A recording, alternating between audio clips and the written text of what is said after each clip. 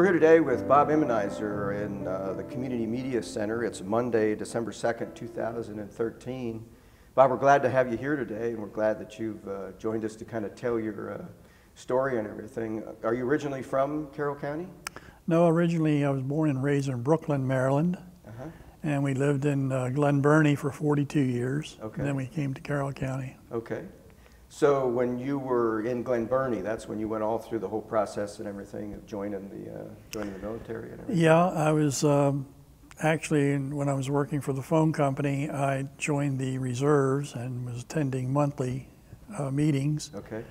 And I became 21 years old. Uncle Sam decided he wanted to get me. Okay. So I didn't want to go in the Army, so I enlisted into the Navy. Okay, and what year was that? That was in 1953. 1953, Yes. Okay, so right at the end of the Korean conflict. Yes. Basically. Mm-hmm. Now, they even took you at an older age. You know, normally we envision, 17 and 18-year-olds being drafted and everything. But, Yeah, well, I was in the reserves and on call, and I Okay. guess they had me in the back pocket if they needed me. Okay. Now, were you in the Navy Reserves at that point? Naval as well? Reserve, yes. Mm-hmm. And where did you have like your meetings and training? Our meetings were down at Fort McHenry, Okay.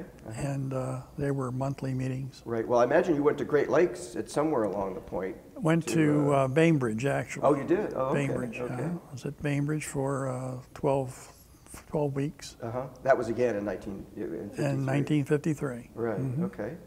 And then when you joined, how did they assign you to a billet that you were in, rating and/or billet that you had when you? Well, I was working for the phone company, as I said, and they put me over into a classification for that type of work. And I went from Bainbridge to Norfolk and was put aboard the USS Newport News, a heavy cruiser, in the 6th Fleet. And I spent 2 years there. Okay. And was that in the phone? No, signal actually arena it on wasn't. board ship? No, actually it wasn't. I ended up over in the department that makes the fresh water for the ship. Oh, wow. Completely unrelated, but it was a Right. good job and I enjoyed it. Was that new technology at that point in time, desalinization? No, not really. I think that was, I guess it was fairly new, yeah. Right. I don't know the history of the desalinization of the ship, but it would make 1,600 gallons an hour of fresh water from seawater. Right, yeah. And that was used for everything on board ship, correct? Yes, it was. Mainly pure water to fire the boilers, make the Okay. steam that fired the engines that propelled the ship. Salt and all that in the regular water was too corrosive for Yeah, the, you could for the not. system I could not enter the boilers. to be able to be able to do that. So you were down in the boiler room or in Yes. an area down there on the ship. So how often did you get up topside to be able to see? Well, the you're sky down there and- all day. You're down there all day, and you come up for meals and so forth. Right. But it wasn't bad at all. And I where did you enjoyed it. sail to? Well, we had several Mediterranean. We had one Mediterranean cruise, but prior cruises were to the Caribbean. We had 2 cruises down there, and we would meet with NATO forces of other ships and so forth, and do exercises. But when we went to the Mediterranean, that was a different situation. We visited about 12 countries there, and as we would approach the countries that we were visiting, the NATO forces would come out and join us and have war activities and that sort of thing. Training exercises out in the Mediterranean Yes. Sea and everything. Yeah. And I assume this was really kind of a goodwill tour that the U.S. had set up, for the ships to be over there, or was it basically really routine training that just happened to be in that area? Well, it was a routine training, and we kind of serviced that area more or less to give the, I guess, the protection for the area, along with the NATO forces. Right. And so what's the most memorable port that you went to? Well, the one I'm going to speak about was Genoa, Italy, but Okay. I enjoyed all the other ports. There was Naples and Turkey and Gibraltar and Greece and Portugal and Spain and quite a few of them. Everything just in the Mediterranean? Nothing, Yes. Nothing, you didn't go transit to the Nile Canal or anything like that? No, no, we didn't. That wasn't our area. Sixth Right. Fleet stayed in the Mediterranean European area. Okay. Seventh Fleet was in the Pacific. Right. And what time of year was that? We went over in, I guess it was spring of '53. Right. Okay. 54, I'm sorry, 54, 54, yeah. So the weather was certainly Weather was fine. nice and everything. Yeah, it was very nice over Although there. the Mediterranean, I guess, really doesn't ever get bad as far as No, the Riviera was very beautiful. Enjoyed it. really nice at that time and everything to be able to do that. So you'd pull into port, and would it be a day or two stay that you'd have in each one of those? It depends. We would pull in some ports. The ship was too big. We couldn't get into the pier. It wasn't enough water. The draft was deeper than they could accommodate. Right. And we would anchor out and come in. But to answer your question, yeah, we'd be in there 3 or 4 days. That's really a nice time to be able to get in and out. I guess they wanted to do that to make sure that everybody on the ship got liberty in that particular. That's true. Yes. In that location, so it would be the launches back and forth that would transit. Exactly. Back and forth and everything. And then you mentioned Genoa. There was a particular circumstance there, I guess, that was pretty memorable and everything. Now Genoa is that on the Adriatic? No, that's right on the Mediterranean. It's on the Mediterranean. Is that down in the southern part of Italy? You know, I can't remember. Maybe up north. Okay. I'm not sure. Okay. I'm not sure. But it's right on the I was Mediterranean. down the below. I wasn't below. I wasn't in the navigation You were portion doing of the it. charts and everything. All I knew is upstairs. we came up aboard and we were in some port. Okay, and then what did you have there that was particularly memorable? Well, we left Naples en route to Genoa, and we were going to be there in about 4 days. And when I came back off of watch one evening, and there was a magazine laying on my bunk. We would trade magazines throughout the department, and it was called Focus magazine, and I'd never seen one before. And on the cover was a picture of a gentleman with his daughter, 9-year-old daughter. And he was trying to get money to get his daughter back to the States for treatment because she had polio. And they had no facilities there to treat polio. So I kind of looked at it and read the article, and I thought, you know, we're on our way to Genoa right now. So I talked to my executive officer, who was in charge of our department, and I said, you know, we're on our way there. And I showed him that article and in the magazine, and he kind of was skeptical about allowing me to do that, you know. First he said, what are you up to? And I said, I'm not up to anything. You thought some scheme, right? Exactly. So I said, could I get permission to collect some money throughout the ship? And he said, I'll let you know. So the next day he called me up and said, you can do that. And I said, well, can you give me somebody to hold the money, because I don't want to touch the money. So we had a contingency of Marines aboard for landing forces if necessary, and they gave me a Marine lieutenant. And I asked if it was okay if I had one of my friends who was in my battalion there, in my compartment rather, who could speak. He was Italian, he could speak Italian. So Okay. the three of us, the captain gave us permission to use his car. We were anchored out, use his, they put his car ashore before, you know, prior to us going over. And we used his captain's gig, took us to shore, and we went and found, well, first of all, I jumped a story here. First of all, we radioed ahead to the American consulate in Genoa. Okay. And they, in turn, took all the information and consulted with the Italian consulate there, and they, in turn, found the people. And they radioed back that we wanted to visit them if possible, and they said, yes, it'd be fine. So they made all the arrangements. They met us at the shore, at the pier, and we took the captain's car and went to this apartment house where they lived. And went in, and the father had rigged up, the means were, you know, kind of sparse. The father had rigged up on her bed sides that she was able to pull herself up with her strength in her arms. And anyway, we talked and discussed her condition, and I had previous permission to invite them back to the ship the next day, which was a Sunday. And no, it actually was 2 days later. It was a Friday, I think we went there, and on a Sunday they were invited to come. So we went on back to the ship and gave all this information to the executive officer, and he made preparations to have like a party for them aboard ship. And the picture you see there is me standing there holding the girl. She was 9 years old. That's the one that's on the upper left here? No, that's my friend who could speak Italian. Okay. Standing in the middle there, next to the captain. Right here. That's me. Okay. Holding her. The middle picture. Yeah. Okay. She was 9 years old, but she must have weighed 100 pounds, and I had to carry her up those ladders. But anyway, she was a very lovely young lady, and that was the family there. To the left of the captain is the mother, and then the captain and myself holding her, and then the father and the sister, and I think that's all of them. Right. But we came up the gangway. The top picture shows us leaving. Right. We carried her up that gangway, and when we left, I carried her down that gangway. Right.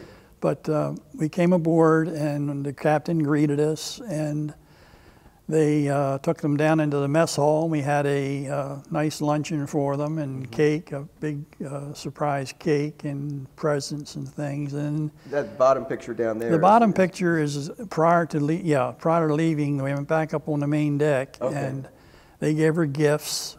And I did leave out the lieutenant that was holding the money. Right. We got $700 collected. Wow. And this was in 1954. 1954. So $700 was Yes, that was a lot of money. Now, but we gave them the gifts, as you can see there on the picture, and they were very appreciative.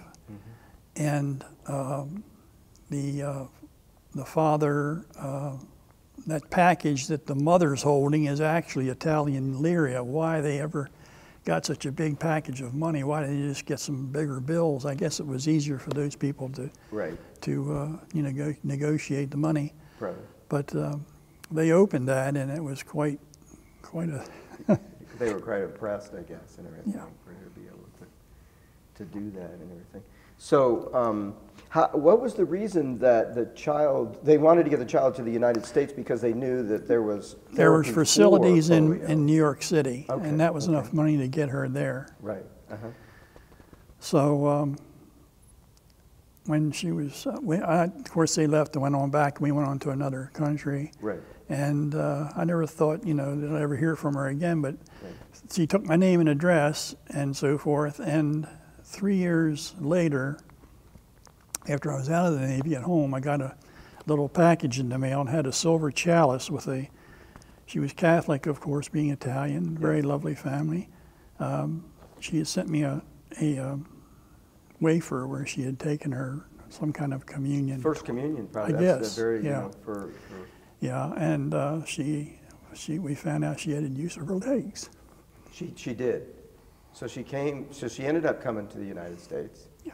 And ended up going through the therapies. I don't know what that consisted in those days, to cure that. I know by the time I came along for school and everything, it was a vaccination that kind of took care of all of that, and it really, I guess, eliminated most of that. No, she needed a lot of therapy to get used to those legs. Right, yeah. So you don't know, do you know when she actually, was it there in 54 that she came, or was it somewhat later? Somewhat later, I think. Right, maybe a year or so. I'm not really sure. I'm not really sure, but I do know that they got what they needed. Right. And you got that package and everything. Was there a letter with that or anything? There was a letter, and I misplaced it since then. And I tried to contact Focus magazine to reattach to the story with them and perhaps get back to the people, but they had no record of it. Yeah, okay. The story itself was in the Focus magazine. That's how it got your attention in the first place. How did you communicate on the ship the fund drive, for lack of a better term, for... Well, they just announced it over the loudspeaker. Okay. They gave me a couple of minutes to say what I wanted to say, and I said I'm coming around the next 2 days, and think about what you'd like to do. And Right. it was very simple to do. We just went in each compartment with the Marine Marine lieutenant, Right. and they were ready to give their money. So you collected U.S. dollars at that Yes. point on the members? There were 1,500 men, and I thought that was pretty good. Yeah. $700. Well, yeah, that's you know, contribution at least That from, was a lot of money in those days. from for them. most of them and everything. Sure. But it's hard to tell the story. Yeah, I can see. You know, you do something good like that and everything, Yeah. especially, you know, for a young child that's, you know, Sure. basically kind of innocent, victimless and everything, and then this disease, you know, comes Right. along and afflicts them and everything. So how long were they actually on board the ship and everything? It was about an hour or so, I guess? No, they were on about 3 hours. We Okay. showed some movies for them, Okay. different things like that, and Right. they were very appreciative. And did they get to eat in the regular dining mess? Yeah, that they were in the mess hall. We all ate together in the mess Right. hall. And everything. Did the chefs put on a particular meal for them, or was it the Oh meal gosh, that I they can't had remember. for I know it was better than what you normally get.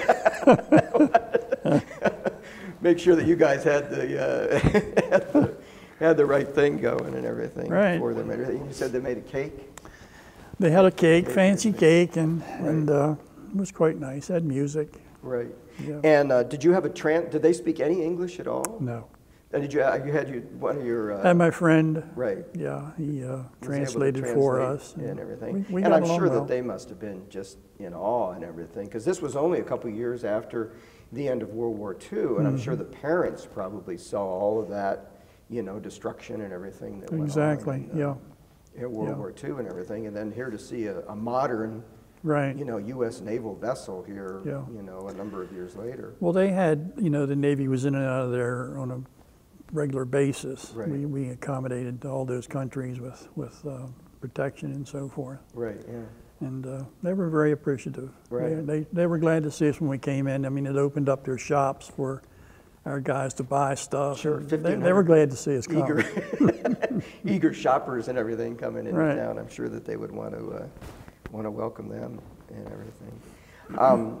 And then at the conclusion of the day, did you go back? You just went back to the dock? Yeah, we with took, them, or- we took them back to their home Oh, and wow, okay. said our goodbyes. Uh-huh. And wished them well, I guess. That, Wished you know, them that well. They'd be able Yeah, to they were very appreciative. fulfill Nice that and people. everything. What did the captain say to you? I mean, how was He what was, was his response? I guess he was kind of happy about it because it kind of put our ship in a spotlight, so to speak. It was a type of a setting there that was beneficial for our country and for his, you know, accolades or whatever you want to say. I don't Right. think he was looking for anything special, but Right, yeah. I don't think he knew what to expect really. Uh-huh. And he was quite happy with the whole thing. Right. And did you have to talk with him ahead of time to kind of sell him on this, or? No, I had whatever an you were- executive officer who handled Okay. it all. Yeah, he was second in command. That I'm sure probably put it up the chain Yeah, of command or something. he was like second that in to get it command, to- and get it he approved took care of and it, made everything all the arrangements for us. to be able to do that. And Mm-hmm. then, did you leave Genoa then shortly after that? I guess the next day or? Yeah, something? next couple days we left there, and I don't remember where we went, Spain or Portugal, one of those other countries. So this package then that shows up 3 years later and everything must have been Yeah. That was quite the thrill to see that. a real surprise and everything. And that, again, you know, First Communion and everything is a very significant Yes. event, you know, in the life of a Yes, it is. child and everything like that. Did you have somebody translate the letter for you that was with the package?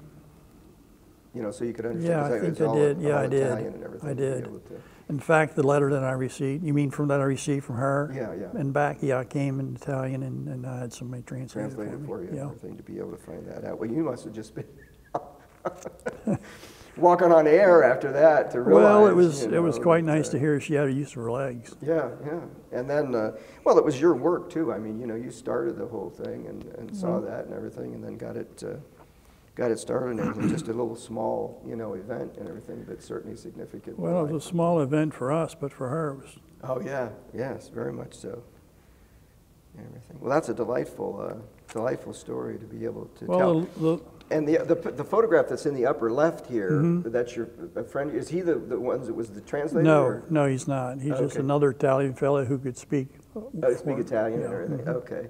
And he was carrying it. Was that on? That was just standing and getting pictures with her. Oh, okay, okay. That's cute. Do you remember her name? Andrea. Andrea. Andrea. Right. Belluccia. Andrea Lucia. Belluccia. Oh, yeah. Belluccia. Belluccia. Okay. She would be 59 years old now. Okay, okay. And hopefully still healthy and. Hopefully. I'd love to know whatever happened. I thought maybe someday go back there, but I don't know. I just never got around to it. It's a big leap. Yeah, it is a big leap. To be able Yep. to do it and everything. But who knows, with the internet nowadays, you know, there'd probably be some way to search. Well, or I be able don't to know. Find out or, Yeah. I've not pursued it any further than that. 59 years is a long time. That's true, yeah. Be able to. But there was a lovely family, and they were appreciative. Yes, yeah, very much so. I can imagine to be able to do that. And I'm sure they probably traveled with her and everything here to the States and everything during the I don't know. period of time of I don't therapy know. and all that. But So that was your, I guess that was your high point on the Mediterranean tour and everything like well, that. yeah, it was something that would you never forget. That's for sure. Right. There were some beautiful countries and some beautiful scenery and lots of pictures. Right. But this was the high point for me. And then did you ever return to the Mediterranean on another cruise? No, Or was that the only no, one? we only had one cruise there. I was only active 2 years, and Right. then 6 years as inactive in reserves, a total Right. of 8 years. Right. So that would have ended, I guess, about 1960 then? Or 62 when you finished your final commitment with the... No, I was in from 51 in reserves, Right, okay. and I had to go in into the service on 53. Right, okay. And then when was your final commitment up with them? Well, 8 from 59, I guess. Yeah, 1959. So that's before any of the other hostilities started, Yes. that they would have wanted to kept you on Right. active duty or called you back to Exactly. active duty or anything like that. So you got, and then did you come back to Norfolk? That was your home port? Yeah, that was the home port. We finished our 4-month cruise. We had another. There were 3 cruisers, which were the command ships for the 6th Fleet in that area. We would do 4 months, and the Pittsburgh relieved us, and then the Salem, which is another heavy cruiser, relieved the Pittsburgh. We operated with the heavy carrier, the Midway, and there were 4 destroyers, ourselves, and some tankers and supply ships and a submarine. And we just did maneuvers out there in the Mediterranean. Right. And you had the time that you were back in Norfolk and everything, was there time to come back home here? Oh yeah, yeah. I arranged to get home every weekend that I could. Oh, did you? I had a beautiful young lady back home. Were you married at that point? No. Or just, No. You were waiting to get out of the Navy to be able to get married and everything to do that. So your active duty commitment ended then in 1956. 55. 55? I was married in 56. Married at 56 and everything. Yep. And that's when you said you settled in Glen Burnie then, right? In Glen Burnie, yeah. Right. We were very fortunate. I had the GI Bill. We were able to get a new home with no down payment and low interest rates. So I had a good job with the phone company, and we were able to move into a brand new house and a brand new bride and brand new furniture. So the Lord was good to me.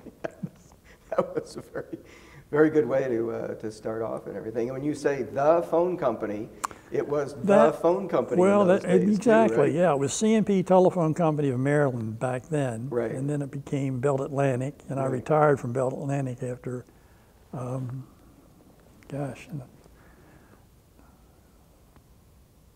had 53 years. Wow. Is that right? I've lost track of it right now. Right, yeah. I'll think of it in a minute. Yeah. But at that time, it was only just AT&T was basically the phone company that, AT&T was separate from the Bell companies. They split all that up and everything Yeah. in the 70s, I think, is when they I believe it was. had to divide all that up and everything. Yeah. I can remember one of the teachers that I had in junior high school, her husband worked for Bell, and we were able to get all kinds of instruments and wires and connections and all kinds of stuff. in the classroom to kind of, Yeah, see yeah, how phones exactly. worked and how the things. Yeah, they were quite accommodating. They would, Right. they would supply schools and different things, even with a splicer. In fact, I had at one point went to a school and spliced a telephone cable for the kids to watch, Oh, wow. Yeah. and it was interesting. And that's all those little bitty wires and everything that Yeah. you had to do and everything, Yeah. right? And they all were color coded. Well, not back then. When I Oh, first really? went there, they were in groups of 100 pairs of wires, and they were Right. green or yellow or red, and you had to identify each wire back in the central office to where you were working. Oh, wow. And that individually put a tone on the wire, and it went back to the central office, and your helper would read the number on the frame of what cable pair it was, and then you had to match it going away. Right, yeah. That was a lot of work, Yeah. I guess. I did that I was a cable splicer for 6 years, and then I was in the test center, which did the testing of all the circuits. And then I was promoted to engineering, and I spent 6 years in engineering. And then I was meanwhile going to college at night, 6 years at night. Mm-hmm. And I got my degree, and about a year after getting my degree, I was promoted to a second level supervisor, and I went into over to Route 29, and it was a specialty type job over there. Mm-hmm. And then after that, I was actually my last years prior to going over to the last place I worked. I was working in the legal department for a phone company and out of Baltimore, and I was in the claims department, and specialty was in trials and going to court with cases of steam damage to our cables. There was a lot of damage in Baltimore City with steam leaking out of the old pipes that would leak up, permeate up through the ground, and come in contact with the phone cables, and it would actually melt them. Mm. And that went on for a long time, but I kept asking my supervisor, I said, why aren't we collecting any of these? Well, it's a fellow utility, and they kind of look out for us, and we look out for them. And I said, well, I've got a claim here, it's worth $300,000. You want to just to forget about it? And they said, well, I don't know. I said, well, what's our attorney? We have an in-house attorney. I said, what does he think? And he said, well, go talk to him. So I went and talked to him, and he was a very nice gentleman, and I explained to him the situation. He said, do you think you can prepare a case, present a case? I said, yeah, it's quite evident, cut and dried. It's been going on for quite a while, and I have all the pictures and evidence of what happened and why it happened and who's responsible. And he said, well, let's try it. So we made a court case out of it, and they wanted to settle it first, and then they thought they being the Baltimore Gas and Electric, I don't know if this is going to cause a problem, but anyway, Baltimore Gas and Electric was in charge of the steam system in the city. Right. Mm-hmm. And we took it to trial, and I made models of, my son-in-law helped me make models of what the conditions were, and I found when I reported down at the site when the damage occurred. And we presented the whole thing, and we won the case. Wow. And got our money. And from then on, the steam company, being Baltimore Gas and Electric, they later sold on to Constellation Energy, I think it was. Yes. Mm-hmm. And they were quite happy to pay a reduced rate each time they had a steam damage. So there was a lot of money accumulated there. Right, yeah. And it had an impact on future operations. It did, as well. It really did. Yeah. And then after you retired there, what made you decide to move up here to Carroll County? Oh, let's think. My mom opened, my dad had, well, it's a little bit of a story there. My dad had problems breathing with emphysema, and he had a heart condition. He was only 49 years old, and he couldn't work. He was an electrician, worked for Crown Cork and Seal down in East Baltimore for years, and he couldn't do that type of work. In fact, he couldn't do hardly any work. And my aunt had a nursing home right there in Winfield, Maryland, and he was hospitalized, and after the hospitalization, he came up to her nursing home to recuperate. And he died at that point. He was 49 years old. He died in her nursing home. So Mom they were actually in the process of building a new home right up the road from my aunt's. She recommended that, why don't they do that kind of work, since he can't work, you know, this would be something he could help with around the house. So they built a new home, and I sat down with her and decided, you know, we decided what she needed and what she could afford, and I drew the plans up for her and took them, had them submitted, and they were approved, and they built the home. And Mom couldn't drive. And we're out in the country, so I had to working full time and going to college at night, running up to her house and helping her. But she accommodated, I think, 10 or 11 people, and that income from the state kept her going. Okay. So we were running up and back and forth from Glen Burnie up there so many times. I said, my wife, I said, you know, we ought to move up here. So she didn't like the idea at first, but it was a good move. Right. And we built next door. Mom had enough property. I brought a lot from her, and we moved next door and built our own home. And we started attending church there, and so it's been a good life. So this is down in Winfield as well? No, this is up, I'm sorry, this is up in Carroll County. Right, but it's in Winfield down in southern Carroll County? No, this is up, yes, excuse me, yes, Yeah. you're absolutely right. Yeah, yes. because you said that the Yeah, Winfield was where the rest of I've them confused that with my present. Okay. I'm 80 years old, so things kind of get mixed up. Yeah, yeah. So, and you've obviously enjoyed the time that you've been out Very here. much so, yeah. It's very nice up there. Uh-huh. But then just 7 years ago, we moved on up to our new location where we're living now, Carroll Vista, up in Tawnytown. Okay. And that's a 55 and older development. Oh, I see, okay. And we're enjoying that very much. We should have done that 10 years sooner. Oh, really? Wow. They cut the grass and mow the lawn and do it all. And Right. all you have to do is pay the bill once. Yeah. But it's been quite delightful. Yes, yeah. Well, that's the attraction, I think, here for Carroll Yes, it County. is. There's a lot of Yes. people that like the environment, and you know, all the different communities and everything that are in the Yep. county and everything. It's very nice. It really is. People to be able to I would recommend it if you can afford it someday. Sure.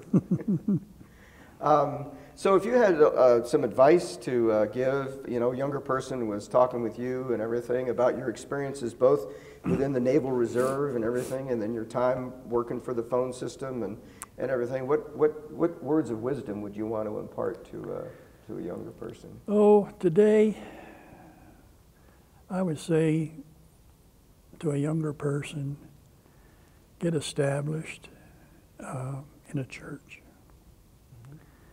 And get a family, and just live in together business. And be responsible. Be a person that is looked up to. Work hard. Get educated. Keep your nose clean. Other than that, I guess that's about it. Okay. The wisdom of many years and everything like that. Yeah. Well, you learn a lot. Really.